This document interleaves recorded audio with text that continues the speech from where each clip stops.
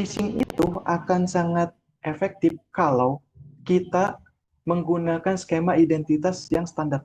Maksudnya gimana standar?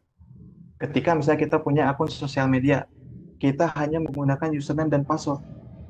Maka username dan password itu, kalau situsnya bisa diduplikasi, maka ketika data tersebut bocor, dia bisa masuk gitu, secara sembarangan. Gitu. Tapi kalau misalnya kita meningkatkan identitas dengan menambahkan OTP misalnya, atau menambahkan eh, misalnya email confirmation ketika login gitu ya. Maka sekalipun username dan password itu somehow gitu ya, entah gimana caranya bocor, mereka tetap tidak akan masuk karena ada langkah autentikasi yang lain yang perlu mereka terapkan gitu supaya bisa masuk ke sistem tersebut gitu. Oke. Nah, kemudian dari serangan-serangan tadi juga itu menjadikan kita harapannya bisa melakukan reduce exposure gitu. Menutup celah-celah atau menutup area-area yang terbuka, terlalu terbuka gitu. Oke. Misal contoh rumah tadi. Kenapa rumah si A, ya rumah si Fulan tadi itu bisa kena bobol maling, di dobrak pintunya, di pukul kacanya gitu. Kenapa nggak rumah tetangganya? Padahal misalnya di rumah tetangganya ada harta lebih berharga misalnya. Karena bisa jadi rumah tetangganya melakukan yang namanya reduce exposure. Maksudnya gimana? Contoh misalnya, dia tadi menggunakan tralis besi, atau setiap hari kelihatan ada aktivitas di rumahnya. Sehingga maling juga itu akan segan ketika menemui target yang exposure-nya tidak terlalu banyak gitu. Atau celahnya tidak terlalu banyak gitu. Oke.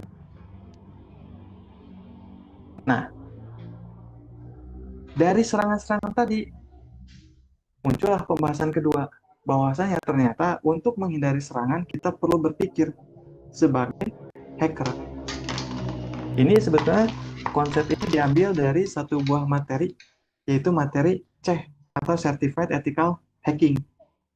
Jadi teman-teman kalau misalnya pernah belajar atau pernah baca-baca di internet gitu, itu ada satu buah materi Certified Ethical Hacking gitu, di mana dia memiliki statement yang legendaris. Oke. Masih ada nggak statementnya?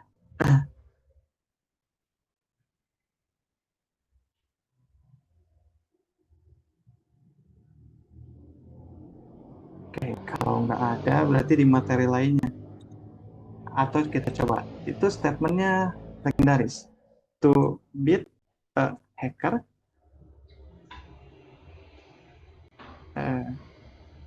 isi conceal.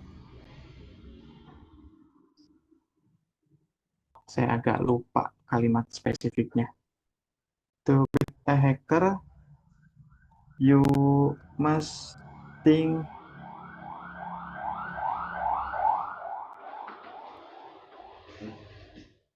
inilah secara globalnya kita hampir mirip persis di materi tersebut.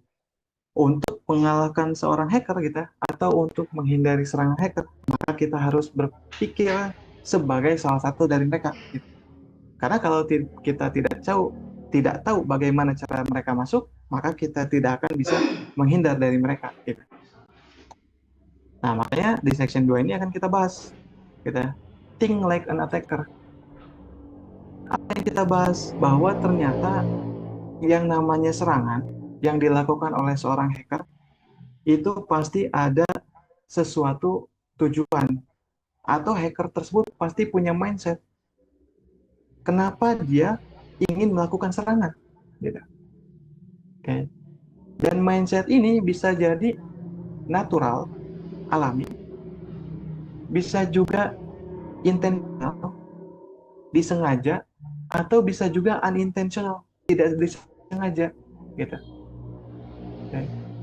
Nah, salah satu mindsetnya adalah kalau dia melihat exposure, kalau dia melihat celah, gitu. Makanya ada istilah kejahatan tidak akan muncul kalau tidak ada kesempatan, gitu.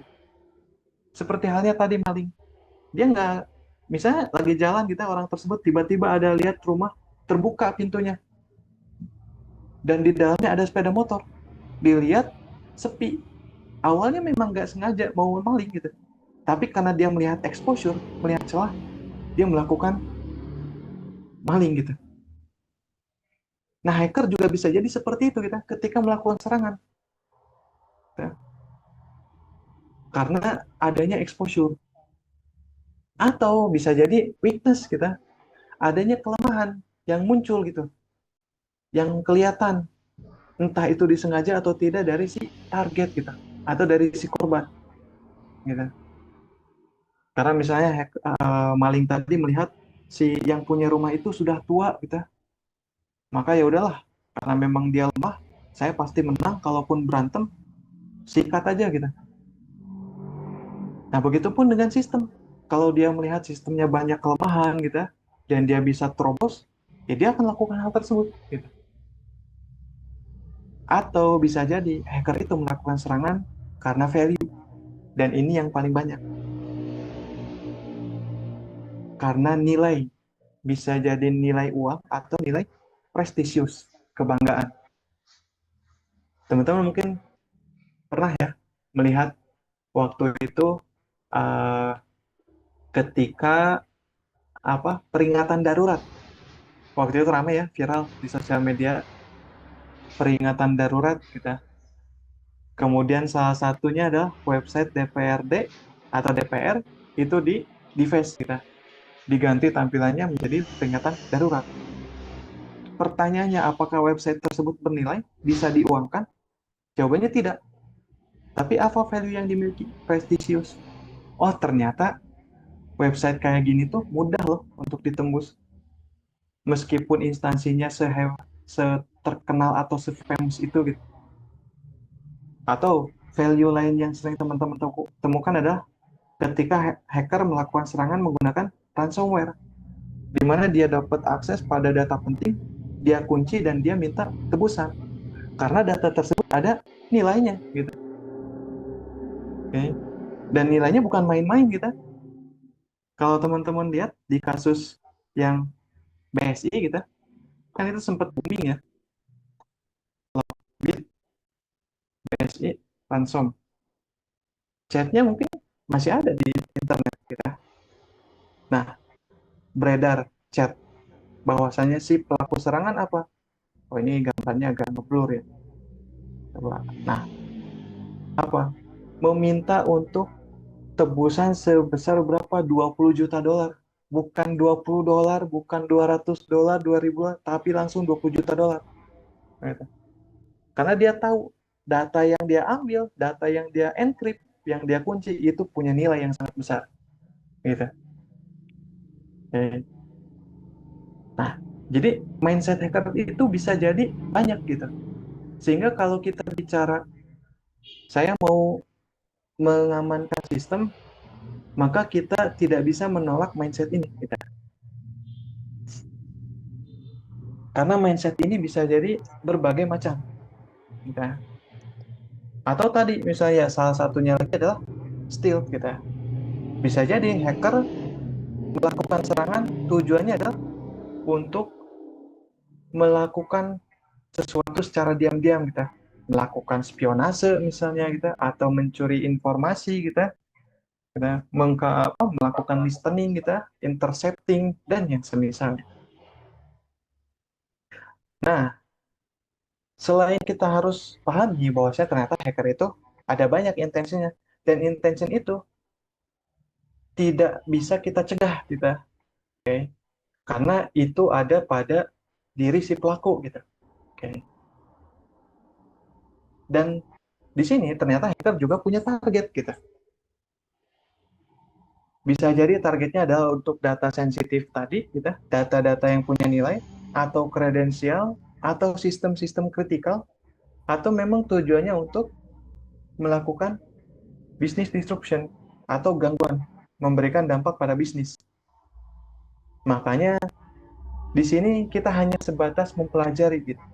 Oh, ternyata hacker tuh dia punya yang namanya mindset atau motivation dan dia punya target gitu.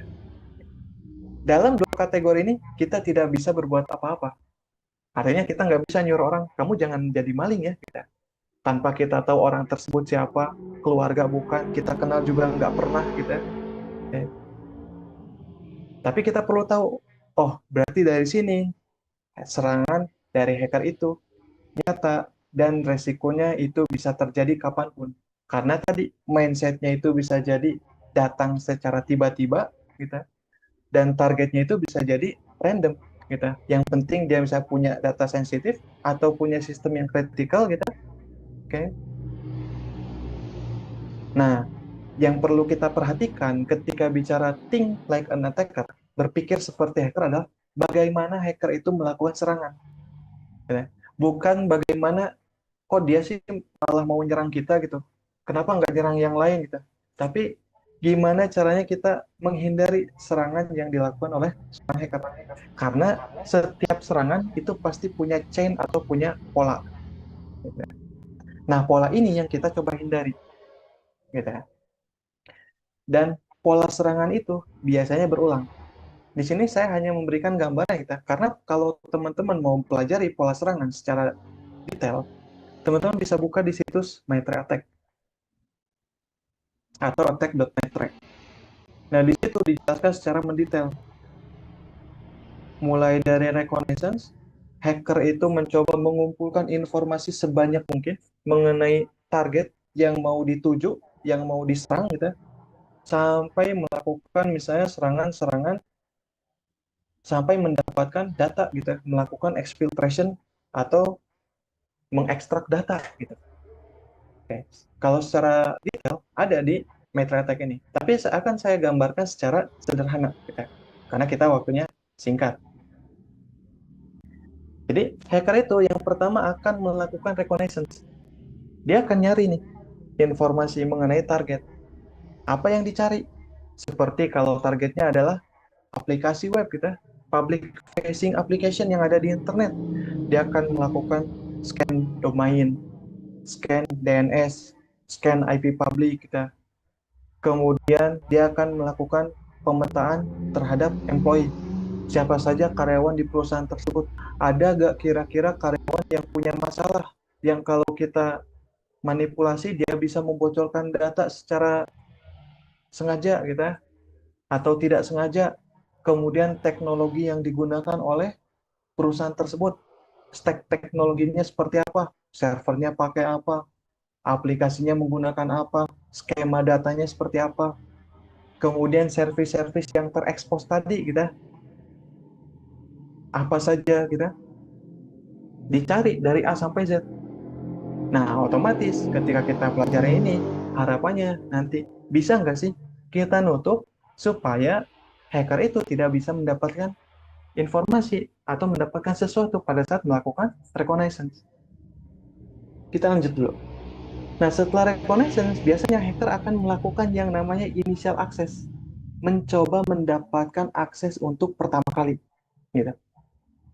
Karena proses lainnya, seperti misalnya dia melakukan ekstraksi data, atau dia misalnya melakukan koneksi atau menciptakan semacam koneksi permanen tersembunyi gitu, itu tidak akan mungkin terjadi kecuali initial access ini dilaksanakan.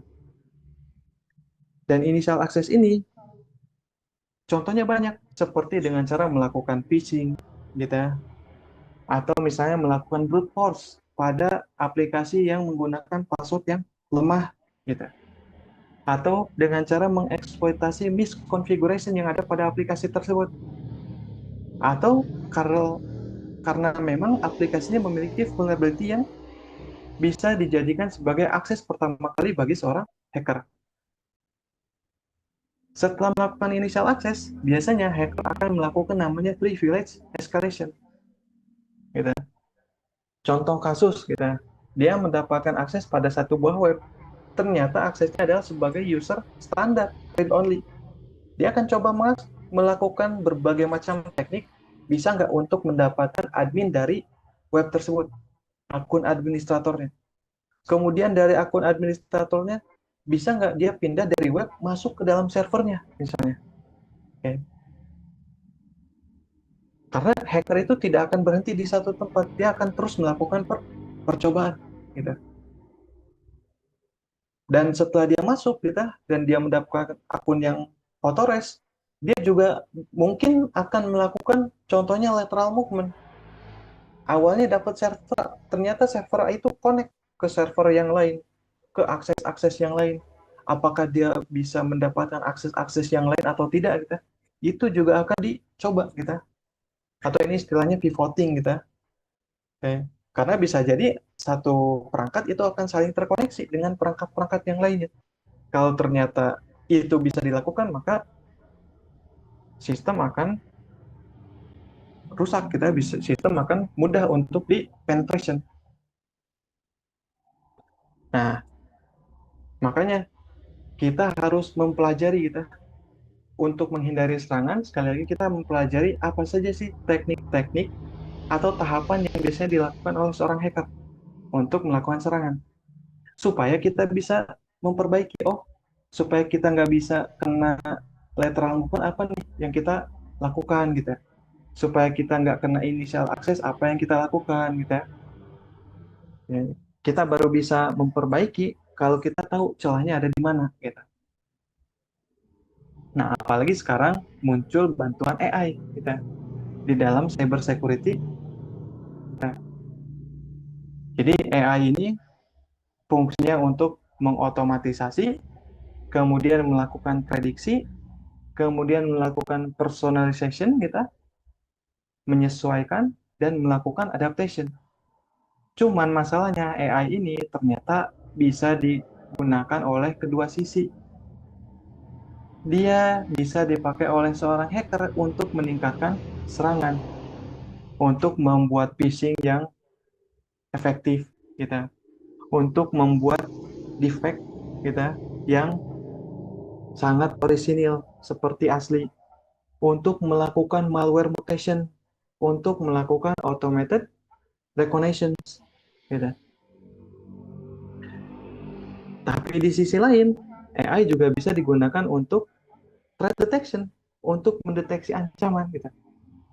Bisa juga digunakan untuk melakukan anomali analisis, gitu. Atau bisa digunakan untuk melakukan SOAR automation, gitu. Dan juga bisa dilakukan untuk melakukan prediksi resiko, gitu. Nah, dan sebetulnya masalah AI tadi, kita, dia apakah digunakan untuk kebaikan, yaitu untuk security, meningkatkan keamanan, atau untuk kejahatan, yaitu untuk melakukan hacking, kita, itu tergantung dari human. Karena sebetulnya AI ini adalah mesin yang pasif, kita.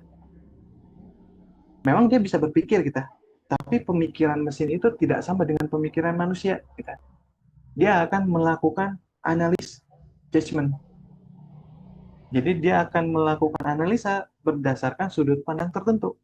Kalau sudut pandang yang diberikan adalah sudut pandang dari sisi hacking, maka dia bisa digunakan untuk melakukan peningkatan serangan. Tapi kalau sudut pandang yang dilakukan dari sisi defending, maka dia akan digunakan untuk meningkatkan keamanan, melakukan threat detection, gitu ya. Oke. Dan sebetulnya AI ini tadi dia bisa mempercepat, kita, proses penyerangan, dan dia juga bisa mempercepat proses identifikasi serangan. Kembali lagi ke kolaborasi human dan AI-nya. Oke. Dan AI ini adalah suatu program yang punya sifat continuous learning, alias dia bisa bekerja, kita, atau dia bisa melakukan analisis, kita, dan mempelajari secara mendetail. Oke. Ketika ada suatu kesalahan, dia bisa memberikan opsi-opsi lain dari informasi referensi referensi yang dia ketahui, gitu. Ya. Makanya AI ini sebetulnya di zaman sekarang itu fungsinya sebagai support manusia. Karena kalau bicara menggantikan manusia, kita tidak bisa. Sebab AI itu mesin. Dan yang namanya mesin pasti akan memiliki yang dikenal dengan false positif atau error kita. Dan kita sendiri tahu kita ada mesin-mesin yang, ada AI yang mungkin memberikan jawaban yang keliru. Gitu.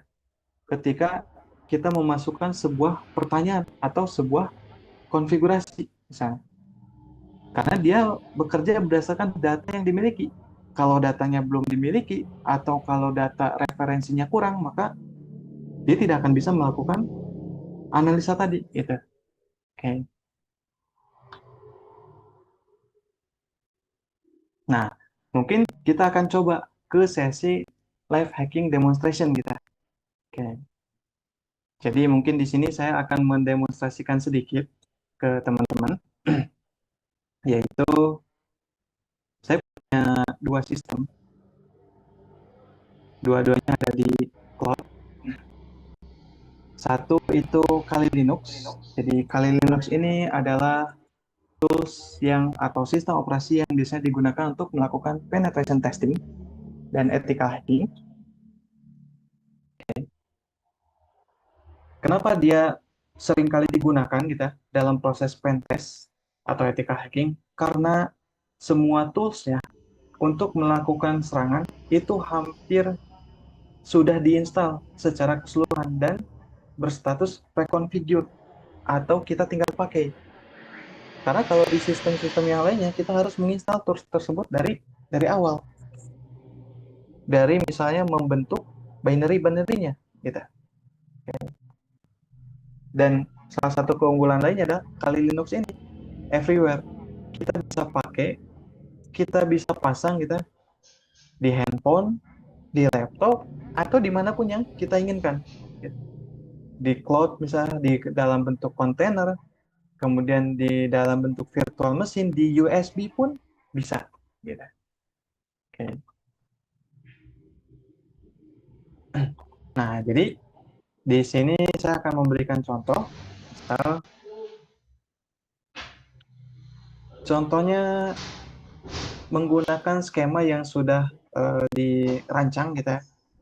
Sehingga mungkin kalau misalnya teknik ini dilakukan di sistem lain itu bisa jadi berbeda gitu. Ya. Nah,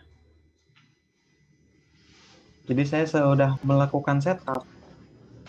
Targetnya adalah situs raven.local.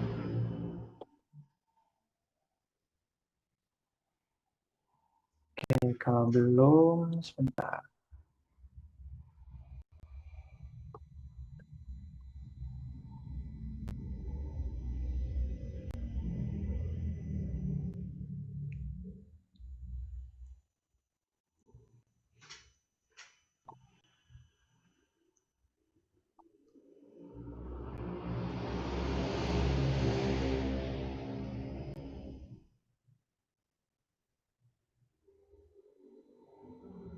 Oke, ke raven.local.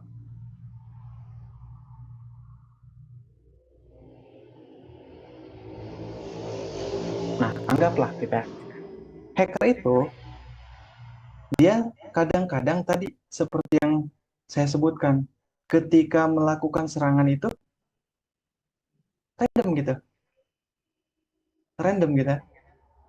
Bisa jadi awalnya tidak punya niat, tiba-tiba punya niat kita. Oke. Nah, sekarang contoh setelah dia punya niat, bisa dia menemukan satu buah web kita, satu buah web kita. Bagaimana caranya dia melakukan serangan pada web tersebut? Gitu. Tadi seperti dibahas di materi, bahwasanya hacker itu akan melakukan serangan mulai dari yang namanya reconnaissance. Dia akan mencari kita informasi kita dari web tersebut seperti apa. Nah, contohnya kalau misalnya untuk aplikasi web, dia akan menggunakan tools yang bisa mendeteksi teknologi apa yang digunakan pada web tersebut. Seperti misalnya Webalizer. Oh, ternyata dia bisa tahu web tersebut misalnya menggunakan jQuery 224, menggunakan Apache HTTP server 2.4.58. Oke. Nah, dari sini saja saya akan memberikan sebuah informasi bahwa ini ada masalah. Apa itu masalahnya? Muncul version system, version service, version aplikasi.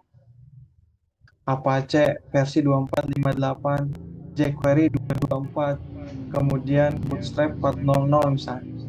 Ini dalam dunia security, kita ketika kita memiliki sistem yang publicly accessible, itu tidak boleh terjadi. Karena hacker itu bisa mencari pada satu buah situs namanya National Vulnerability Database. Oke. Atau misalnya CVA, kita ada banyak situsnya. Ya. Tapi kita akan coba yang National Vulnerability Database, di mana di situ berisi informasi masalah-masalah celah kita yang ada pada sistem atau aplikasi gitu. Yang bisa jadi mungkin munculnya akibat bug gitu. Nah, contoh kita bisa nulis di situ Apache 2.4. Dia akan memunculkan informasi. Oh, kalau ternyata ada server yang menggunakan Apache HTTP server dari 2417 sampai 2467 gitu. Dan kita lihat tadi di sini 2458 ya. Artinya masih masuk karena 2467, 58 ada di antara 2417 dan 2467. Artinya website tersebut ada kemungkinan bisa terkena memory allocation with excessive size value vulnerability in Apache HTTP server. Intinya apa? Bisa kena serangan denial of service lewat HTTP request yang malicious. Atau web tersebut itu bisa dikirimi traffic yang sangat banyak yang tujuannya akan membuat web tersebut menjadi down atau mati. Ya. Nah, dari sini kita bisa mendapat kesimpulan bahwa ternyata teknologi stack itu tidak boleh muncul informasinya. Berarti kita harus melakukan perbaikan kita. Karena yang aman itu tidak memunculkan service atau memunculkan version. Gitu. Karena kalau version diketahui oleh hacker dan ternyata website kita itu dijadikan target serangan dan website kita itu rentan kita atau mungkin kita dieksploitasi dengan serangan tadi, contohnya kita yang CVE 2006 ini, maka website kita bisa mati nanti. Karena dia bisa dikirimi denial of service menggunakan HTTP request yang malicious. Nah, saya akan ambil contoh website yang aman tuh seperti apa. Bisa kita ambil contoh Pertamina. Website Pertamina ini bagus. Kita. Oke. Selain bagus desainnya kita, tapi bagus juga keamanannya. Kalau kita cek menggunakan Webalizer, maka tidak akan muncul informasi teknologi stack-nya versinya seperti apa. Hanya tulisan, oh pakai Microsoft ASP.NET, oh pakai Sweeper, oh pakai AWS. Versinya nggak muncul. Gitu. Nah, ini salah satu bentuk untuk meningkatkan keamanan di aplikasi web. Gitu. Di level reconnaissance. Ketika website tersebut dicari informasi teknologinya oleh seorang hacker. Gitu. Karena ternyata kalau teknologinya bermasalah, hacker bisa mencoba untuk memanfaatkan masalah pada teknologi tersebut. Gitu. Atau contoh kita coba lagi situs lain, misalnya yang pakai sama-sama Apache misalnya. Tapi random ya. Kita coba lihat misalnya di situs-situs Indonesia, misalnya detik.com. Situs berita Indonesia. Nah, kalau kita lihat dia server web yang menggunakan Nginx tapi tidak memunculkan versi gitu. Nah, itu yang tepat gitu. Jadi tadi tujuannya kita belajar gitu, pola pikir atau tahapan serangan yang dilakukan oleh seorang hacker supaya kita bisa mengetahui mana sih yang bermasalah. Oh, ternyata di bagian teknologi text tag itu tidak boleh muncul di sisi version misal. Atau contoh misalnya, misalnya dalam kasus web, gitu, biasanya kita atau hacker, gitu, itu akan mencoba mencari tahu ada apa yang bisa diakses di web tersebut. Apakah ada slash admin misalnya, atau ada slash apa misalnya data misalnya, atau ada slash users misalnya, atau lokasi-lokasi apa saja yang bisa dilakukan. Nah, kalau hacker menemukan sebuah website, maka dia biasanya akan menjalankan satu buah teknik namanya directory brute force. Di internet ada satu buah tools yaitu namanya checklist. Sebenarnya ini bukan tools ya, tapi wordlist checklist GitHub buatan dari Daniel Messler. Nah, ini adalah satu buah ya bisa dibilang tools ya, atau mungkin secara gampang yang dipakai untuk security tester companion, ya. Orang-orang yang mau menjalankan testing keamanan pada satu buah aplikasi web. Di dalamnya ada kumpulan koleksi username, password, URL, data sensitif, pattern, fuzzing payload, web shell, dan masih banyak lagi. Singkatnya gimana? Contoh kalau kita lihat di bagian discovery, kita lihat ke bagian web content. Oke. Nah, kita lihat di bagian web content, kita cari di yang common. Salah satu aja, ini baru diupdate informasinya 6 bulan yang lalu. Nah, di sini muncul file ataupun folder gitu, yang biasanya bisa diakses pada aplikasi web. Dan kalau kita belum menerapkan akses kontrol yang baik, dan kalau itu bocor dan betul-betul bisa diakses, maka websitenya bisa kena serangan. Gitu. Seperti bisa jadi di belakangnya ada direktori web admin gitu, atau direktori underscore script library yang mengandung informasi-informasi script gitu dan semisalnya. Nah, saya akan memberikan gambaran gimana caranya hacker mengecek. Kan nggak mungkin logikanya dia tulis satu-satu slash admin slash tadi .git slash .env slash .password bisa. Kalau ditulis ketik satu-satu secara manual, itu akan membutuhkan waktu yang sangat lama gitu. Nah, dia akan menggunakan salah satu tools yang dikenal dengan directory word list scanning atau directory fuzzing atau directory brute force gitu. Seperti misalnya kalau di Kali Linux ada dir. Ini tools paling basic gitu. Karena selain dir nanti ada tools-tools lainnya. Ini tools paling basic.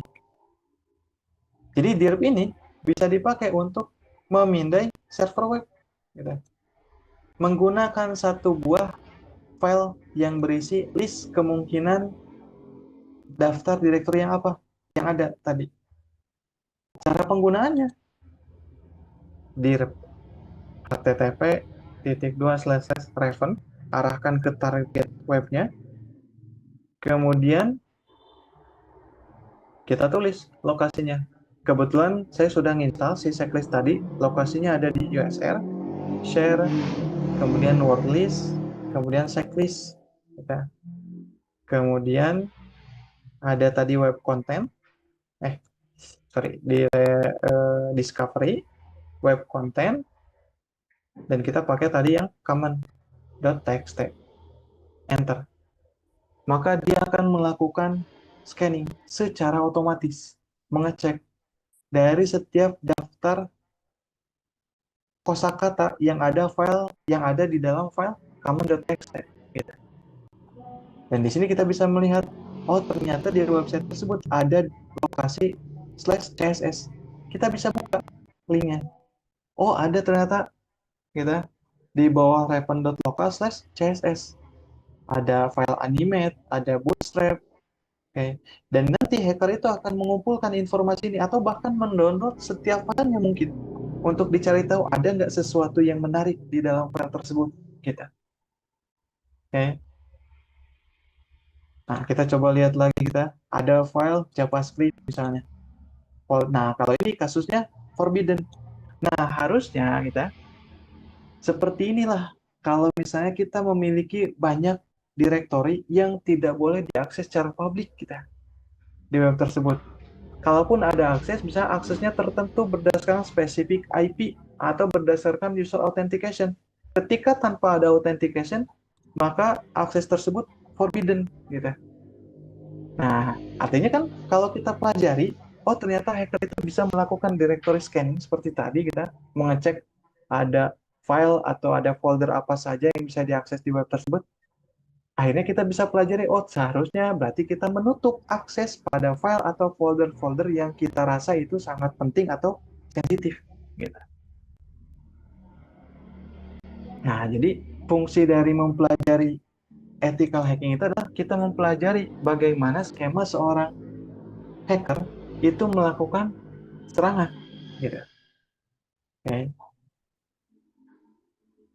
Nah, mungkin saya akan coba gambarkan kita sekilas lagi, di mana hacker itu biasanya akan melakukan scanning ya, mengecek service di bagian reconnaissance tadi, nah exposed service. Jadi kalau dia tahu ada satu buah target, maka dia bisa akan menggunakan tools yang bernama Nmap salah satunya, atau Network Mapper. Ini tools untuk security scanner, gratis ya, bisa dipakai di Windows, bisa dipasang di Windows ataupun di Linux kita. Dan dia bisa untuk melakukan security auditing. Saya akan kasih contoh gambaran gimana Nmap ini dipakai untuk mencari informasi pada suatu target. Yaitu dia akan menggunakan misalnya sudo nmap -sc kemudian -st kita, kemudian masukkan alamatnya reven.local, misalnya di sini kita pakai -min, ya. Kemudian oke, ini dulu misalnya reven.local. Jadi secara singkat saya sebutkan fungsinya apa? Dia akan melakukan scanning kita, yaitu scanning, sorry ini agak sedikit keliru, saya pakainya bisa -sp, -sp ya, yaitu melakukan scanning layanan apa saja yang berjalan pada target tersebut. Berarti kan nanti sudah jelas akan ada muncul informasi web ya, HTTP. Berarti status HTTP-nya akan open gitu. Apakah selain HTTP ada lagi, misalnya ada SSH, atau ada FTP, atau ada mail server gitu, atau ada DNS server, DHCP server gitu. Itu bisa terdeteksi gitu. Oke. Karena dia akan melakukan pemindaian gitu. Dia akan mendeteksi semua layanan yang mana di dalam internet itu kan layanan itu jumlahnya ada 65.536 ya, atau 35 port. Jadi di internet itu setiap layanan itu memiliki port dan total port yang digunakan ada 65.535. Sehingga tools tadi itu akan memindai dari port 0 sampai 65.535. Ketika kita lakukan opsi min p gitu ya, pada reven.local, dia akan ngecek apa service yang berjalan gitu. Kemudian apa seri atau versi dari service yang berjalan tersebut gitu. Oke. Termasuk tadi Apache, ternyata betul ya Apache-nya 2458. Berarti ini juga bisa menjadi langkah validasi bagi seorang hacker bahwasanya betul teknologi yang digunakan di web ini itu menggunakan Apache 2.4.58 gitu. Jadi hacker juga bukan mengumpul informasi dari satu sumber, bisa jadi dia mengumpulkan dari berbagai macam sumber untuk melakukan cross check bahwasanya valid nih, betul target tersebut menggunakan teknologi seperti itu. Gitu. Nah, contoh sederhana di sini saya memiliki servis SSH 22 gitu. Servis SSH ini kan yang biasanya sering dipakai untuk melakukan remote connection ya. Okay. Nah, cara melakukan remote connection biasanya seperti apa? Biasanya kan kurang lebih seperti ini. SSH, terus kita masukkan misalnya username-nya, root kita, kemudian masukkan target IP atau nama domainnya kita. Enter. Ketika itu berhasil dan ternyata dia memunculkan permintaan password, maka hacker bisa melakukan serangan yang namanya brute force, percobaan untuk membobol password, gitu. Oke. Okay. Dia bisa aja nyoba satu-satu, misalnya passwordnya 123, oh salah gitu. Dicoba lagi bisa passwordnya 1234, oh salah lagi gitu. Tapi hacker itu tidak seperti itu. Dia akan melakukan serangan dengan teknik otomatisasi. Dan di sini kita belum bicara AI ya, apalagi nanti kalau menggunakan AI gitu. Oke. Nah, caranya seperti apa? Misalnya dia bisa menggunakan Hydra. Hydra. Hydra ini salah satu tools yang dipakai untuk membobol password. Gitu. Hydra kali. Jadi tools yang dipakai sebetulnya awal mula penggunaan tools ini adalah untuk melakukan recovery password. Karena kan kadang-kadang pengguna itu lupa ya password yang dia gunakan gitu. Nah, dia coba bikin list apa aja password yang mungkin dia gunakan terdahulu. Nah, dia coba satu-satu, tapi nggak nyoba satu, bikinlah secara otomatis menggunakan tools. Tapi ternyata, ya balik lagi ada intention atau motivation. Hacker bisa menggunakan tools tersebut untuk